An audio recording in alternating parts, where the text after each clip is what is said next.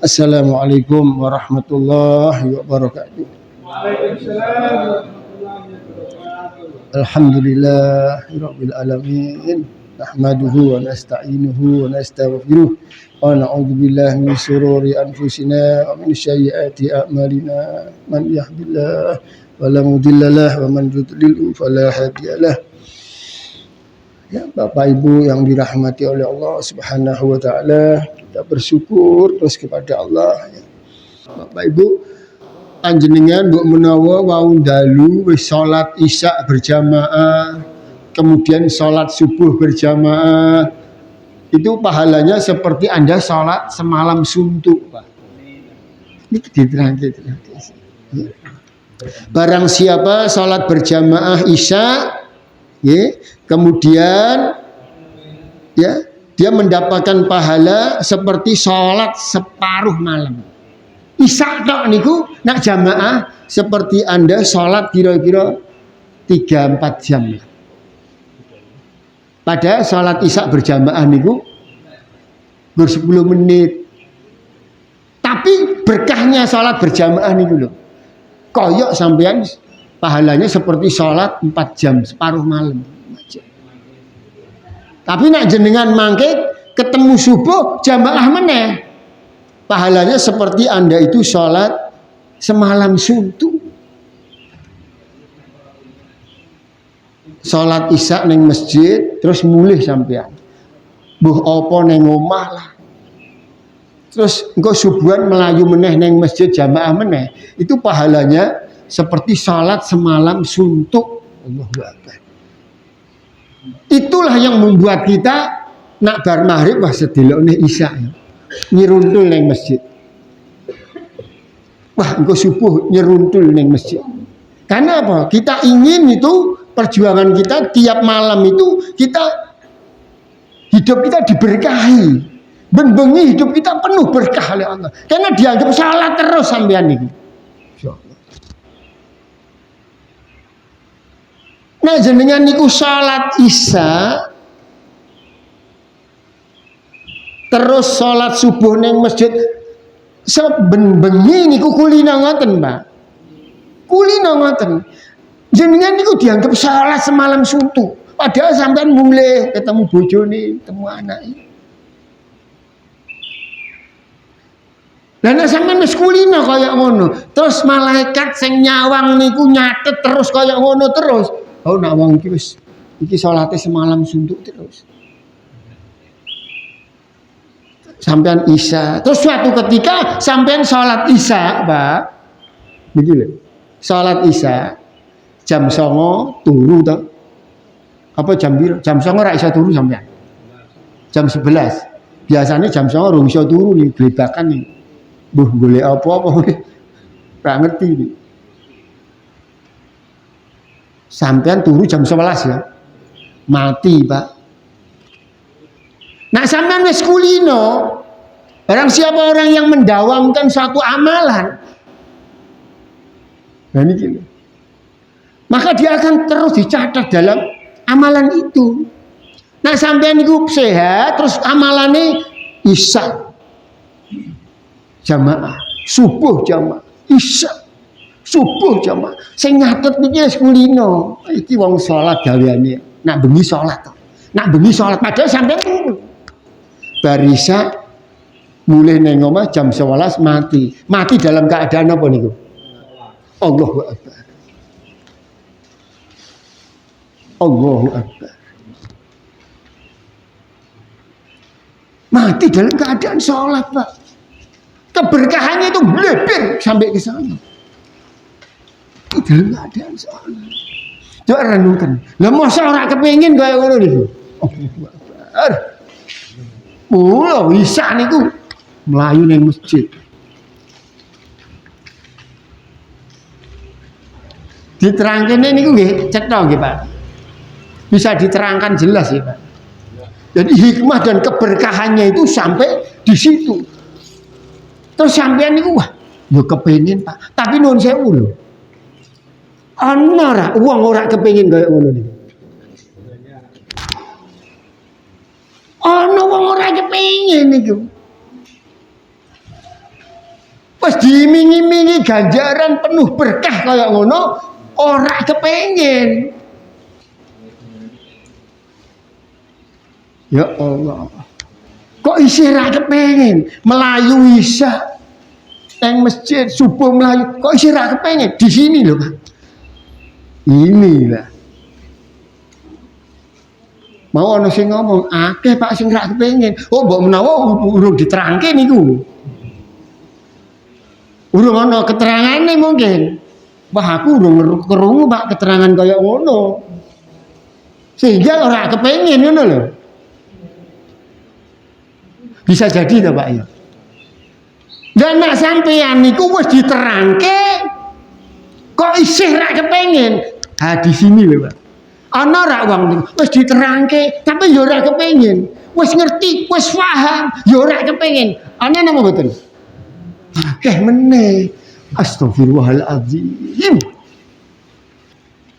Disinilah Anda ingin memanfaatkan waktu untuk maksimal berkah yang luar biasa. Anda tinggal memilih mau mana yang Anda korbankan, mau mana yang Anda ambil demi kepastian kebaikan hidup kita di akhirat, berkah kita. Ya?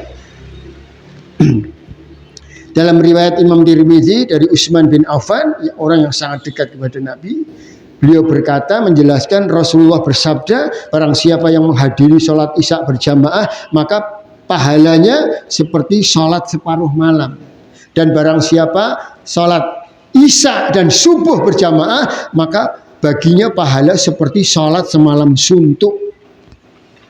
Keterangan itu kayak ngono niku hadis ini. Subhanallah. Pak Ibu yang dirahmati oleh Allah, kemudian ada hadis lain.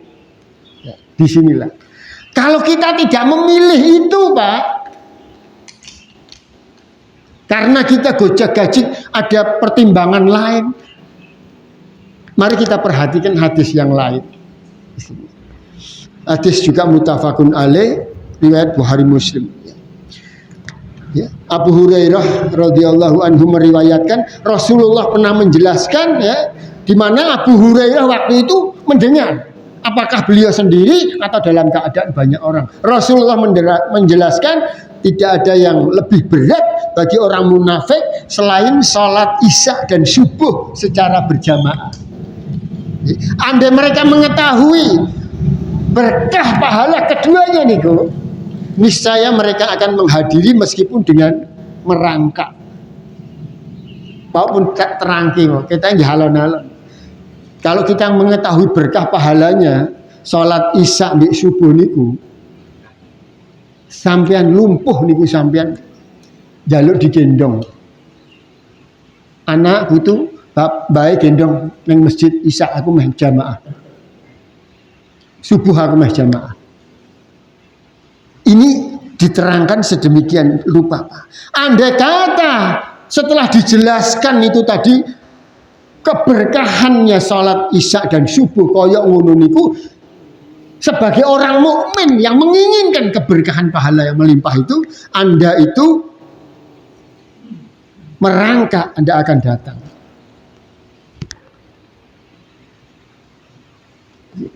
Masya Allah. Tetapi kalau itu tidak dilakukan, Mbak, kata Nabi di sini, terus kowe merasa berat, padahal sampean wis paham ya, itu pahalanya memang besar. Aku kepengen kaya ngono. Jenengan kepengen mboten kaya ngono? Kepengen, Pak. Nah di sinilah ono amalan sing cetha niku. Nah secara teori niku pun gamblang gampang. Nanti kita ingin introspeksi. Kaya apa tuh posisi kita sebetulnya itu? Diterangke cetha niki. Ya. Kalau kita berat untuk melakukan itu, isya jamaah neng masjid berat, subuh jamaah berat. Di dalam hadis ini diterangkan, nah sampean keberatan mbek itu, padahal sampean wis lah ya berkah kaya ngono aku kepengen ya. Kok kemudian nanti Anda mau mengamalkan itu, aku tak isak ning masjid, subuh ning masjid. Nah, ora kaya ngono ki aku disawang Gusti Allah yang maha dekat. Ini ajaran Nabi yang benar. Kok kemudian aku tidak memperjuangkan keberkahan itu, lalu apa saya ini? Apa yang ingin saya raih sebetulnya apa? Nanti akan ada pertengkaran di dalam hati Anda antara rasio, antara iman dan kekafiran, bertengkar. Antara iblis berkecam. Karena hati itu ruang pertempuran, Mbak. Ilham malaikat masuk, ilham keimanan masuk ke dalam hati, godaan iblis masuk ke dalam hati. Lalu yang timbul gelisah, aduh, aku kepengen ngamalke kuwi tapi angel. Jadi hadis ini menerangkan dengan sejelas-jelasnya, tidak ada yang lebih berat bagi orang munafik selain sholat subuh berjamaah dan isya. Ya Allah. Jadi kita ada kesadaran bahwa kita ini diawasi loh Pak. Allah sudah menerangkan aku dekat. Dan Anda diperintahkan menyadari Allah itu memperhatikan Anda.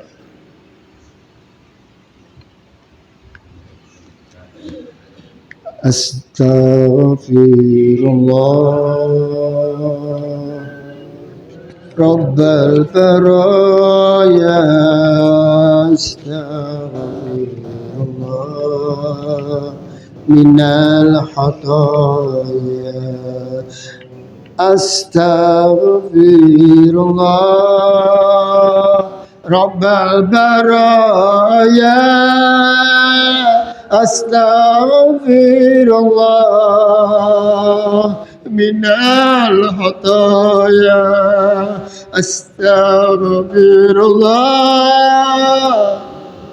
Rabbal baraya,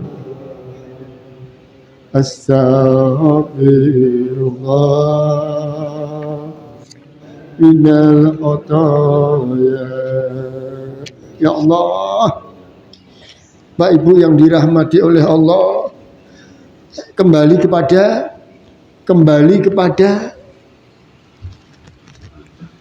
tekad jenengan masing-masing.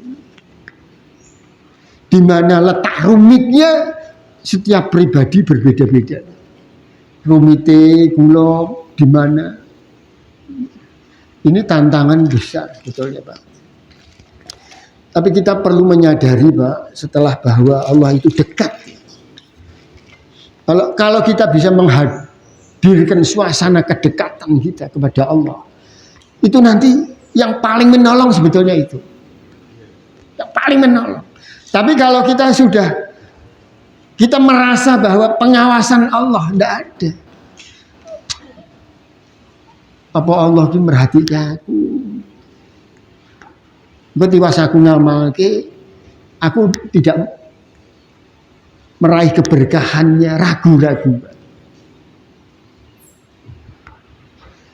Sehingga kita tidak berani mengorbankan sesuatu yang kurang penting demi sesuatu yang jauh lebih penting. Isya neng masjid sampai subuh itu Anda sangat dekat dan akrab sama Allah.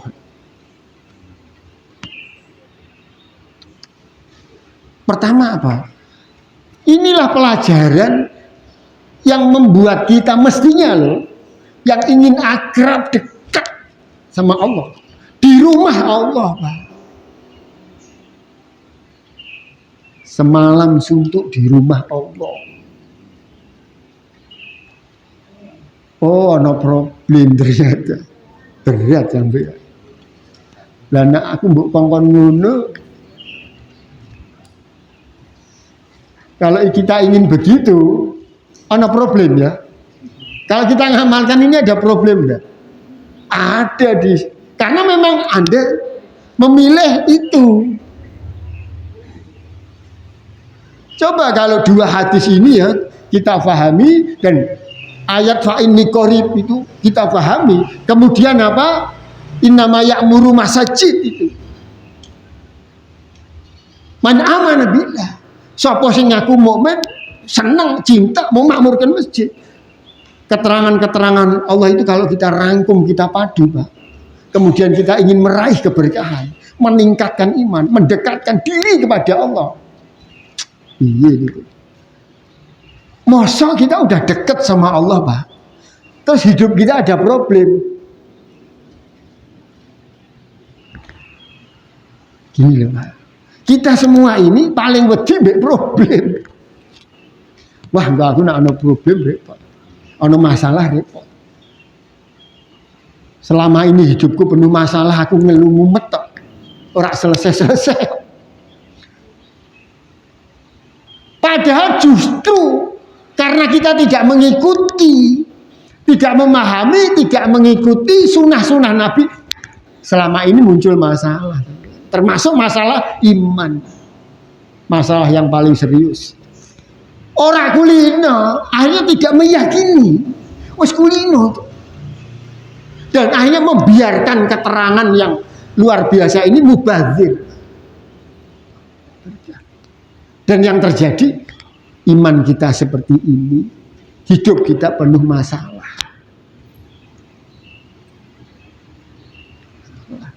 Padahal kalau itu diamalkan, Pak, andai kata wong-wong mukmin itu betul-betul mukmin, meyakini keterangan ini, Al-Qur'annya diyakini, hadisnya diyakini, wong mukmin ini kehidupannya tidak seperti ini. Islam tidak seperti ini. Karena sunnah sudah ditinggalkan. Keyakinan kita kepada keterangan Allah, wa inni qarib, aku tuh ada dekat sama kamu, melebihi dekatnya dengan urat nadimu. Tapi itu bisa orang dipahami. Ada keterangan yang lain banyak. Itu lepas dalam ingatan kita. Lepas. Karena apa? Karena kita fokus. Lebih mengutamakan batak di urusan hari-hari ini.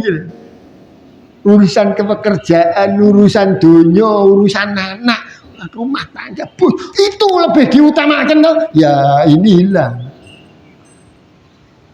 Pemahaman itu enggak. Nah yang terjadi yang ini.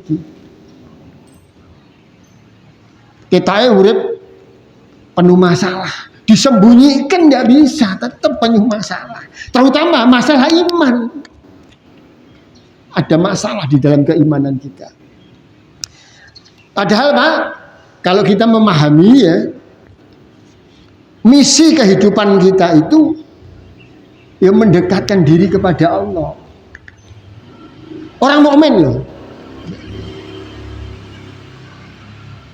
Ini yang paling perlu komitmen difahami. Kita ini orang mukmin. Karena begitu kita sudah tidak komit dengan keterangan-keterangan ini, ya kita sedang ngelantur. Imannya sedang mengarah kemana. Sampai kemudian kita menjadi sosok figur yang kala itu kehilangan iman, kehilangan keyakinan. Orang kaya ngono Pak Mbok menawa urip niku meragukan dia. Akhirnya dampaknya luas ya Islam kaya ngene niki. Karena orang yang mengaku beriman sebetulnya dia kondisi imannya rapuh. Kalau Allah itu Pak, Allah sudah memutuskan bahwa manusia itu dihidupkan sebagai orang mukmin di tengah-tengah kehidupan yang seperti ini penuh problem, penuh masalah. Anda hidup di tengah-tengah manusia yang ingkar kepada Allah, mengabaikan Allah. Maka orang mukmin itu harusnya spesial dia. Berbeda perilaku, perhidupnya itu berbeda. Di sini yang kita kemudian kita tidak komit. Sepak terjangnya orang beriman itu berbeda sebetulnya. Tapi karena kita tidak komit untuk menjaga iman, kita akhirnya niku wong-wong non mukmin. Mbek wong mukmin niku kok padha wae. Ada yang bisa dipahami?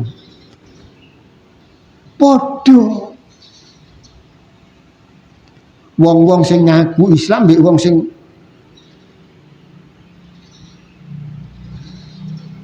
Podo.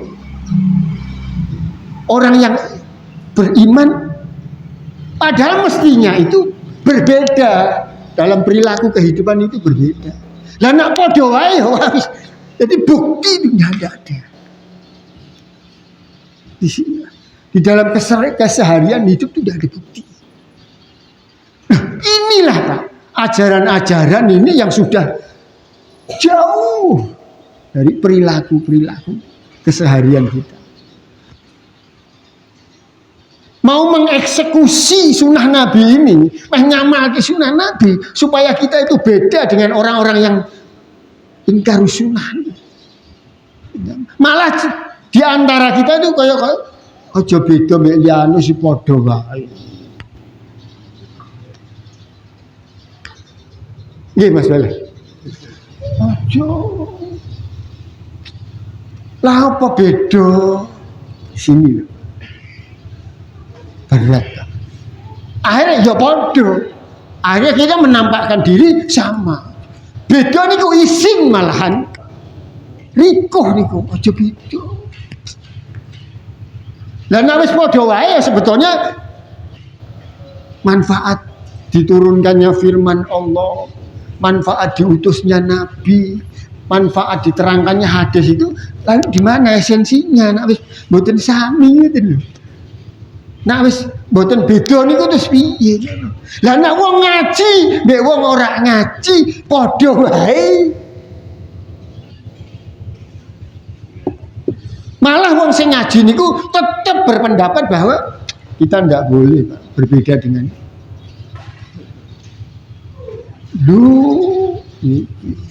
faham tapi dia mengingkari apa yang difahami. Dia mendengarkan Al-Quran tapi dia mengingkari. Dia mendengarkan hadis tapi dia mengingkari. Astaghfirullahaladzim.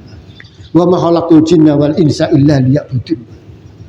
Padahal kalau kita itu misi hidup kita itu ibadah kepada Allah. Ibadah kepada Allah. Masya Allah. Jadi kita itu ingin menanamkan ya, bahwa kita itu selalu diawasi. Lalu hidup kita itu tidak dikontrol oleh diri kita, tapi yang mengontrol Allah. Kita hidup ini dikontrol Allah sehingga apa? Riko kita ini namanya celelean nurut niku riko niku. Karena dikontrol Allah. Tapi kita meniadakan kontrol Allah itu. Orang-orang beriman tersebar di mana-mana, tapi dia meniadakan kontrol Allah. Seakan-akan, siapa kok ada orang delok ya dewi, orang krungu. Terus kita gasroh urip. Padahal kita sudah bersaksi asyhadu anna. Wes dicatet nih. Lah kok uripe ora sesuai dengan kehendak Allah dan sunnah Rasul. Lah sini di sini loh. Jenengan merenung, wah aku ki opo ngono lho. Kita tuh harusnya merasa diawasi dengan Allah. Angel. Jadi sebetulnya kita tuh sudah ada jarak yang jauh. Sehingga wah ngama aku angel. Aku iso padu mbek bojo mbek anak. Mah tanggaku kelantar. Malah yang muncul di pikiran itu ta. Astagfirullahaladzim. Aku nak ngamalke kaya ngono. Malah kacau Pak kita uripku. Ya Allah Pak. Padahal Allah sudah memutuskan ya. Wa ma khalaqtul jinna wal insa illa liya'budun. Urip itu betul-betul harus memenuhi kehendak Allah. Aku nguripi sampean, sampean kudu mengabdi kepadaku. Tunduk kepadaku.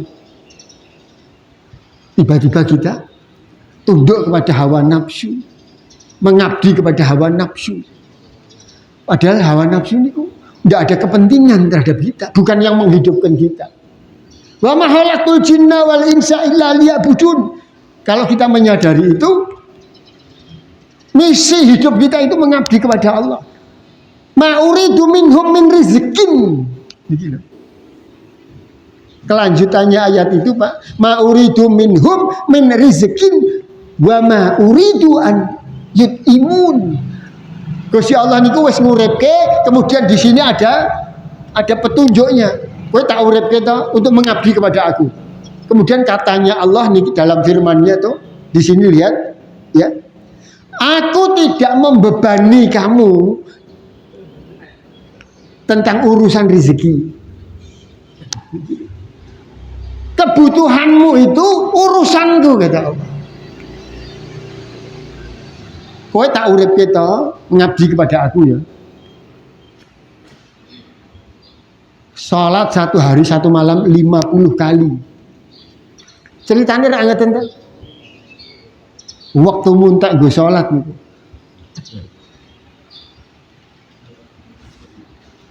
Iya nih. Bingung niku. Wah, urip kok entek nggo salat, njaluk keringanan. Akhirnya salat 5 waktu to. Wis dikorting jadi 5 waktu loh. Didiskon pira persen itu? Dari 50 sehingga jadi 5. Diskonnya berapa persen? Berapa? 95. 95 apa 90? Lah ya wis dikai kopi isih rada hitung-hitungane isih rada meleset. Apa meneh ora ana kopi? Wah beliau jamban. Buyo kaya lucu banget ya Pak. Wis dikai kopi niku ana sing 95%. Ada ndak di dunia ini manusia menawarkan sesuatu dagangan yang bagus kemudian diskonnya 95%? Ono apa ora? Allah ono Pak. Allah menawarkan diskon. Tetapi wis didiskon 95%, Anda tidak membelinya. Nggih. Minta diskon lagi. Nah iso Pak, aku ki urip mbok umbar. Ya Allah, aku ingin hidup semauku. Aja mbok atur. Boleh. Boleh, Gusti Allah mboten nesu niku. Oh, monggo. Aku bukan sholat terus 5 wae berat tok. Nggih. Aja meneh isya ning masjid sampai subuh. Wah, astagfirullahaladzim. Pak, yuk kita introspeksi ya. Kemungkinan kadar keimanan kita ini 5% apa jane. Nggih. Lah terus ngaji niki kira-kira ana manfaate napa mboten? Itu lho. Wonten. Sampeyan niku duwe napa ning omah? Di pakaian api-api itu. Nggih, ora tau mbok nggo. Ora mbok manfaatke. Banyak orang itu punya ilmu, dikei pemahaman, terus paham toh, ora dimanfaatke. Nggih, akeh meneh. Ya Allah, Pak. Ternyata kita ini paling ahli memubadirkan. Waktu dimubadirkan, waktu disalahgunakan, harta disalahgunakan, umur disalahgunakan.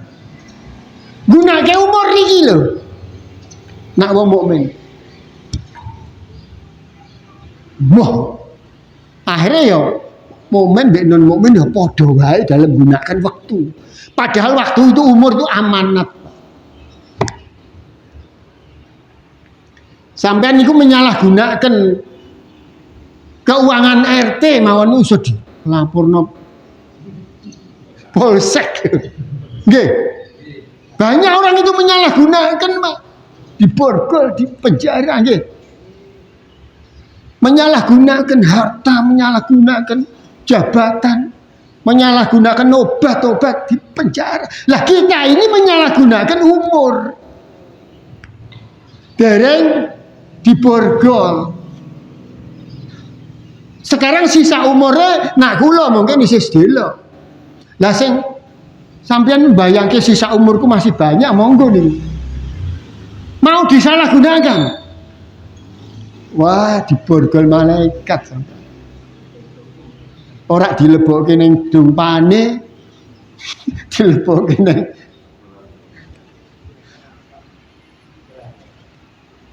sepakat kita jenengan banyak orang itu yang menyalahgunakan umur nggih, waktu nggih. Menyalahgunakan waktu, menyalahgunakan kesempatan. Kesempatan disalahgunakan terus sampean mau bebas dari hukuman. Ya Allah. Piye niku? Coba kondisi kita sebetulnya bagaimana? Ya. Wes kowe tak uripke wis aja bingung soal rezeki. Sing ngomong Gusti Allah, isi ora yakin no. Memang kita itu harus menumbuhkan iman itu tidak mudah. Tidak mudah. Nabi niku mengimankan orang-orang terdekatnya aja sulit. Nggih. Tapi nak wis iman itu sudah tertanam, Pak. Bilal niku imannya sampai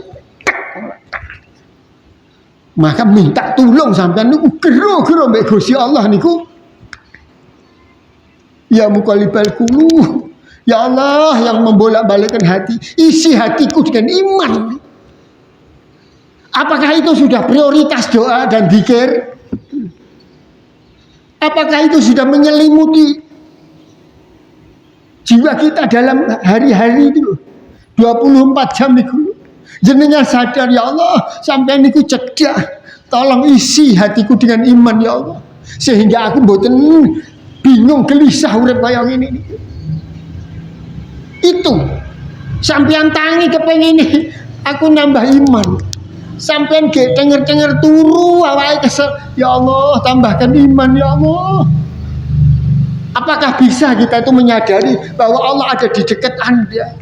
Kemudian Anda merintih, ya lo tambahan iman, tambahan iman. Sebab nak jenengan itu boten merintih tentang itu, maka Anda akan merintih, ya Allah, aku tambahi duit ya Allah.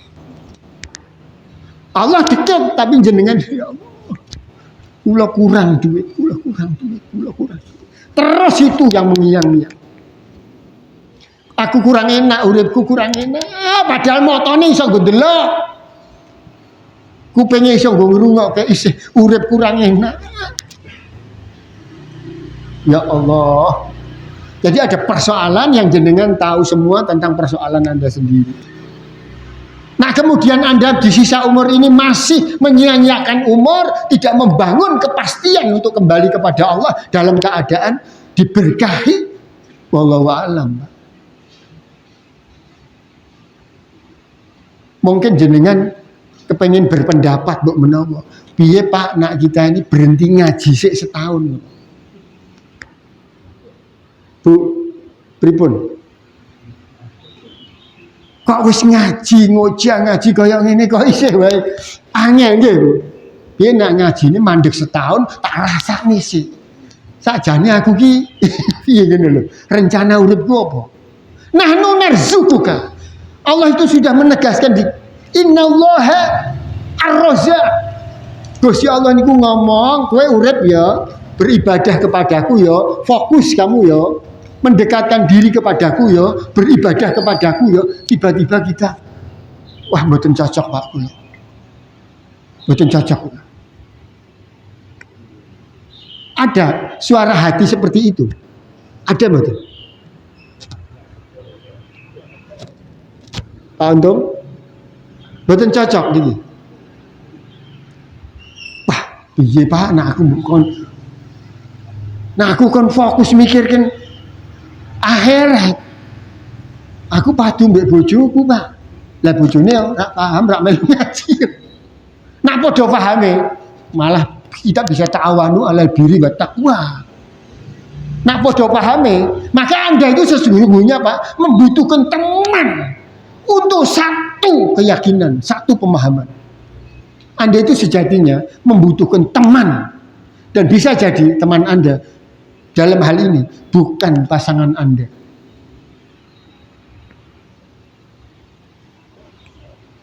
Bukan pasangan Anda.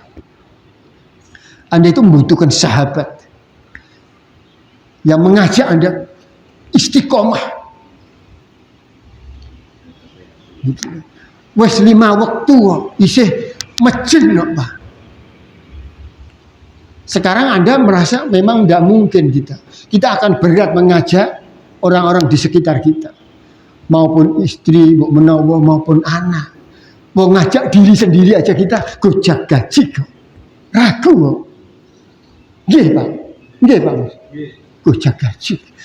Apa yang menyebabkan gojak gaji itu menjadi bahan renungan Anda? Masing-masing merenung, pulang nggih merenung. Apa yang membuat gojak gaji? Padahal diterangkan, innallaha, sesungguhnya Allah, sing ngomong niki Gusti Allah, sesungguhnya Allah huwa razzaqu dzul quwwatil matin. Ada kalimat Pak, satu ayat. Ya Allah, di sini diterangkan sesungguhnya Allah itu huwa. Niki Ar-Razzaq. Satu-satunya yang menjamin rezeki, yang maha perkasa. Masya Allah, maha perkasa, tidak bisa diganggu. Sing ngomong niki, yang berfirman itu yang maha perkasa. Kowe tak uripke tujuane ibadah. Dhisik aku tahu ngongkon Muhammad kuwi 50 waktu sholat satu hari satu malam. Sekarang 5 waktu. Ternyata kita masih gagal. Wis di korting 90% ngono kita masih. Pak, ada satu hadis yang menerangkan tentang takdir. Penting kita ulang-ulang, itu penting. Karena nyirami tanduran itu ora pisan bendino. Sampean wis nandur to. Nandur pelok gen tukuh pelem to. Mbok sirami pisan. Mbok tili ya peloke bosok. Nah, kita mau menanamkan keimanan dan keislaman, no? Sehingga kita nanti meraih buahnya di akhirat kok. Lah kok nyiraminnya pisan. Insyaallah. Ya, Rasulullah bersabda, sesungguhnya Allah Subhanahu wa taala ya menugaskan satu malaikat dalam rahim. Jenengan iki pernah tinggal di satu rahim ya? Rahim ibu. Saat itu 9 jenengan itu ditunggu di malaikat. Pada periode tertentu ada malaikat khusus yang mengurus takdir Anda.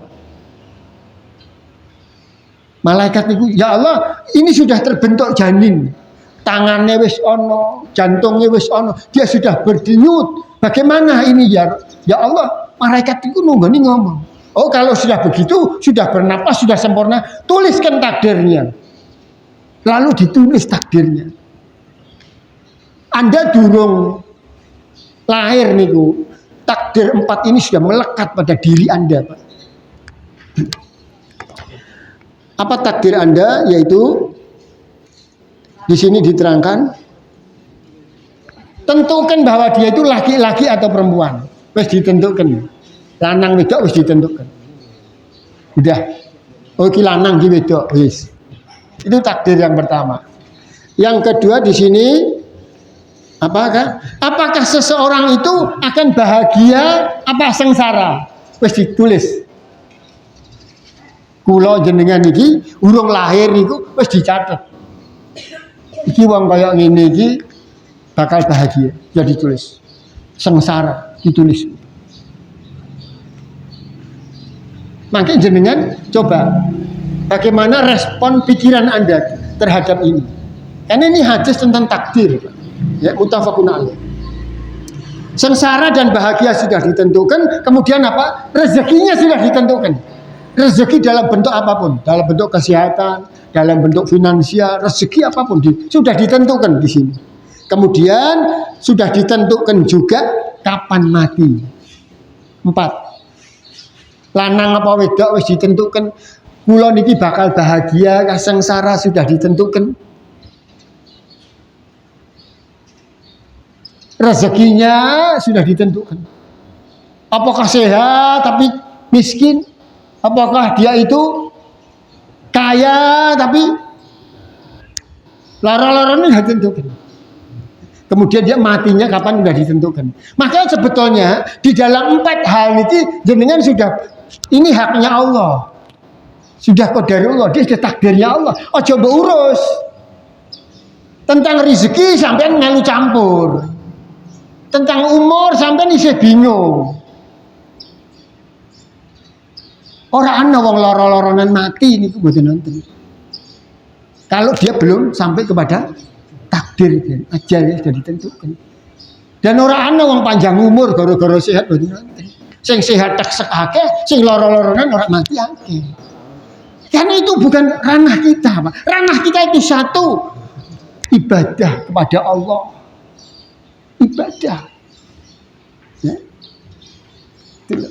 Tapi justru kita itu karena tidak paham boleh balik. Kemudian ada ayat-ayat tentang takdir juga, Pak, yang lebih detail di sini. Rasulullah bersabda, Allah berfirman, hadis qudsi. Ini firman Allah, Pak. Allah berfirman, wahai anak Adam, fokuslah untuk beribadah kepadaku. Fokus sampean. Kewajibanku terhadap Allah itu apa? Fokus. Itu yang dipikirkan. Anak kita diajak, Bu, kowe ndek kewajiban kepada Allah kayak ngene. Anak kowe ndek kewajiban kepada Allah kayak ngene. Jadi kita berkeluarga itu punya kewajiban kepada Allah sama. Jadi ya bareng aja numindak gitu. Jadi harus sadar itu. Jangan sampai terus bapaknya menyadari tentang kewajibannya kepada Allah, kemudian keluarga tidak menyadari tentang. Dan di sini nanti ada persoalan. Wahai anak Adam, fokuslah untuk beribadah kepadaku. Pasti kata Allah. Bukan tidak pasti. Pasti aku akan penuhi hatimu dengan rasa bahagia. Ternyata bahagia itu, Pak, keadaan hati, keadaan jiwa. Di sini. Bukan keadaan lahiriah itu. Bukan nak wong ganteng terus bahagia, mboten. Ayu bahagia, ganteng ayu, DTAK bahagia. Bukan itu. Di sini loh yang harus kita tajam melihat persoalan itu di sini, Pak. Sebab banyak orang niku dua perusahaan akeh, bojone ayu, ganteng, orang bahagia. Nggih. Dan itu itu banyak kasus-kasus seperti itu. Kalau engkau fokus kepada ibadah, maka aku akan membuat hatimu itu kaya dan aku buang rasa fakir, rasa tamak. Jika engkau tidak melakukan itu, pasti di jiwamu itu penuh dengan angan-angan. Kemudian apa? Justru kamu itu selalu merasa fakir, tamak, miskin. Wes duwe kurang. Jadi keterangan ini membingungkan nopo? Boten bingung ki.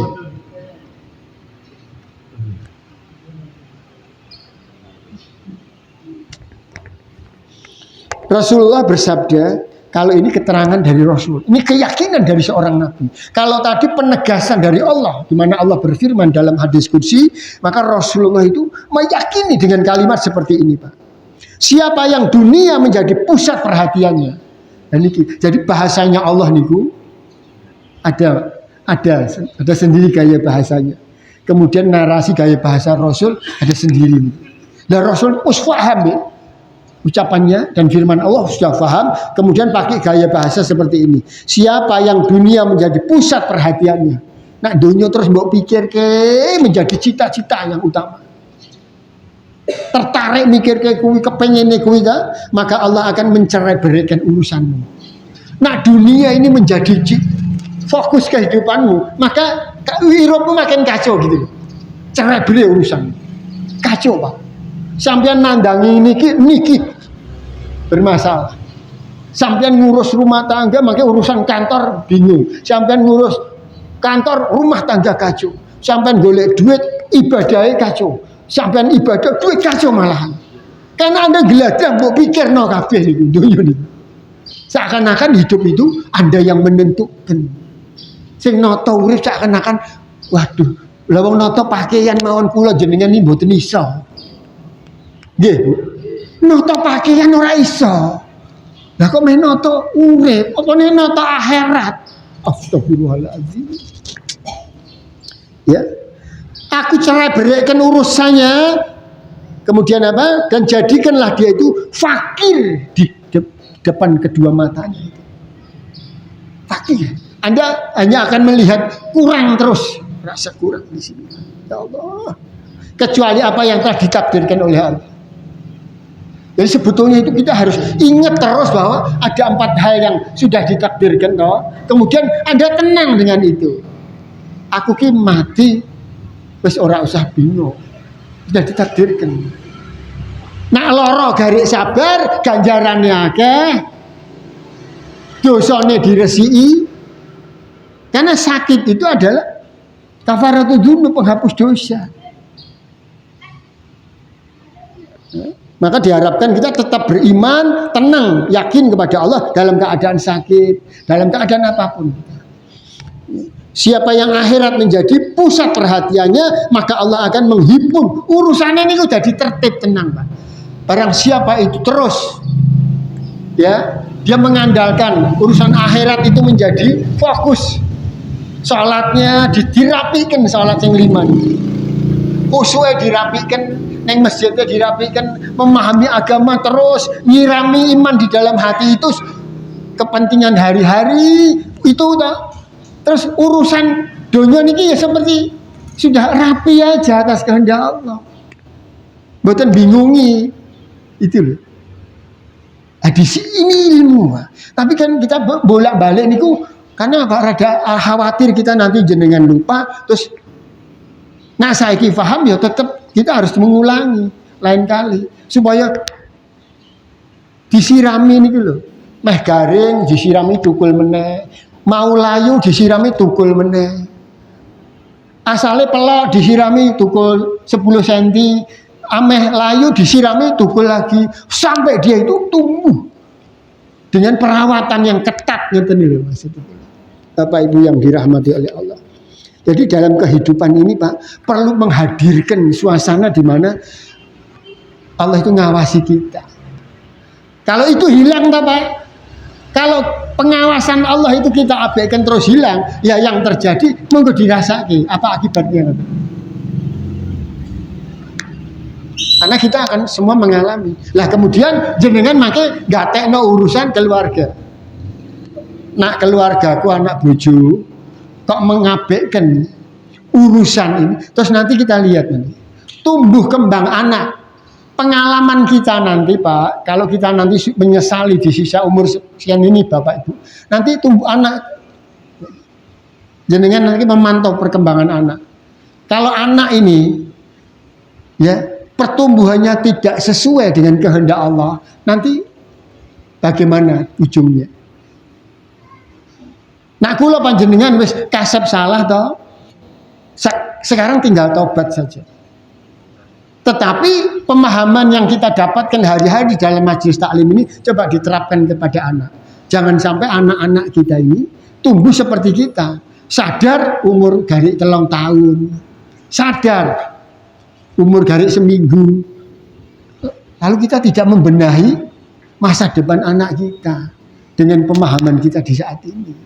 Karena ada amalan-amalan itu yang memang dijaga ketat dan diamalkan, yang akan berdampak positif bagi kehidupan kita. Ada amalan-amalan yang sia-sia, gitu loh. Lah hari ini jenengan itu mengamalkan, mengerjakan amalan yang memang dibutuhkan dalam kehidupan kita. Yaitu apa? Belajar paham, belajar paham. Ini amalan seperti ini. Terus mengkaji niku amalan yang sangat utama. Caranya merawat iman iyo. Memahami ilmu nih. Rabbi zidni ilma warzuqni fama rabbi faqihni fiddin. Nah ada orang yang tidak hadir di sini, barangkali bagian dari keluarga kita. Nah itu adalah tugas Anda itu. Untuk membangun, untuk menyadarkan supaya pertumbuhan anak-anak kita di kedepan hari itu lebih baik dari kita. Itu perjuangan itu Pak, rumit Pak. Karena di masa depan itu kalau iman anak-anak kita tidak makin baik, masa depan itu makin godaannya makin berat. Apa jenengan mau membiarkan begitu saja? Anak keturunan kita lemah menghadapi masa depan, tidak mempunyai daya juang iman yang lebih baik. Kemudian semakin dia ditipu oleh dunia. Semakin dia menyalahgunakan umurnya, waktunya, hartanya. Kalau kita selama ini wis menyalahgunakan umur, hari ini kita paham ya kita benahi. Kalau selama ini kita menyalahgunakan harta, ya kita benahi. Jangan sampai harta yang tinggal sedikit itu kita salah gunakan. Harus menyelamatkan kita harta kita itu.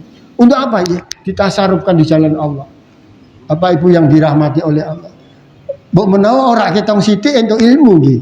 Enjang menika Bu nggih. Mboten tambah bingung to. Alhamdulillah. Sebab sing dikuatirke nggih niku. Jenengan mbek kula pentelang-pentelengan saja, kula bingung jenengan bingung. Wong bingung ketemu wong bingung piye? Bismillahirrahmanirrahim. Alhamdulillahirabbil alamin hamdan syakirin. Hamdan na'imin, hamdan yafi ni'amahu wa yukafi mazid. Ya Rabbana lakal hamdu kama yanbaghi li jalali wajhikal karim wa atim sultani. Rabbana la tu'akhidna in nasina aw akhtana. Rabbana zalamna anfusana wa illam taghfir lana wa tarhamna lanakunanna minal khasirin. Rabbi zidni ilma warzuqni fahma. Rabbi faqihni fiddin. Rabbana atina min ladunka rahmatan wa hayyi lana min amrina rasada. Rabbana faghfir lana dzunubana wa kaffir anna sayyi'atina wa tawaffana ma'al abrar. Rabbana atina fid dunya hasanah wa fil akhirati hasanah wa qina adzabannar wa adkhilnal jannata ma'al abrar. Ya Aziz, ya Rahman, ya Rahim, ya Ghaffar, ya Karim. Allahumma shalli ala sayyidina Muhammad wa ala alihi wa sahbihi ajmain. Walhamdulillahi rabbil alamin. Assalamualaikum warahmatullahi wabarakatuh.